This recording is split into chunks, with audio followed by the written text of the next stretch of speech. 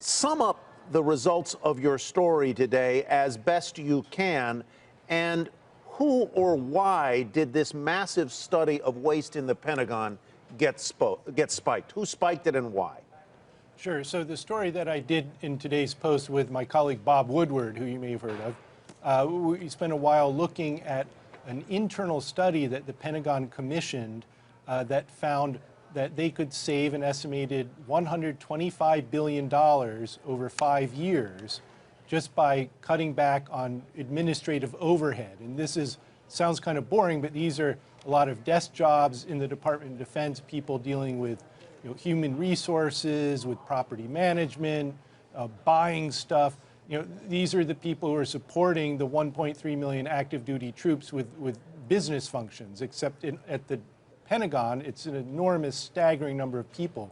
More than 1 million people hold these kind of jobs. The Pentagon collected all this internal data. They had to pry it out of the hands of all these different defense agencies and the armed forces that finally pinpointed the number of people with these jobs and how much it was costing.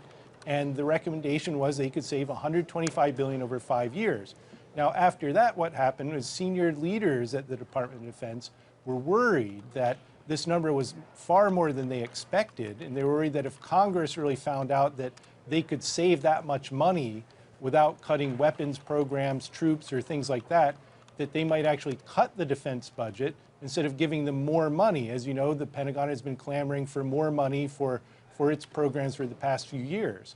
So they essentially buried this report and any public discussion of it, which is what our story laid out today. Is the Pentagon had been promoting this study as a way to save money, but when it came back much more bigger numbers than they expected, they silenced internal and external discussion about this, took a report off one of their websites, and the data behind it, which is sort of the crown jewels of it, they've kept that secret, classified, or confidential, and even we weren't able to get our hands on the data itself. That's still standing out there. Your story, correct me if I'm wrong here, did not mention the $4 billion Boeing contract that the president-elect referred to. It didn't mention that specifically, did it? Yes. That's right. All the ways we were talking about, again, these are business overhead functions. Right. This is not weapons programs or things like that. Now, certainly the Pentagon has a long history of expensive toilet seats and wrenches, and people complain about the cost of aircraft and ships like Trump was today, but that's a whole nother kettle of fish. That's a whole nother area that usually gets more scrutiny. Right. What we were talking about were more just the back office functions. Michael Lewis, hey, it's Brian Sullivan. Listen, your new book is called The Undoing Project, which maybe is a very appropriate title right now because it does appear that the president-elect is undoing, in certain ways, the norm, if you will, the way things, quote, get done, the way you communicate.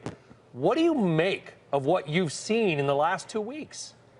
You know, it's been very tempting to filter the whole Trump phenomenon through Amos Tversky and Danny Kahneman because what they studied was the flaws in intuitive judgment. And you're seeing a man who's been elected president who's pure intuitive judgment.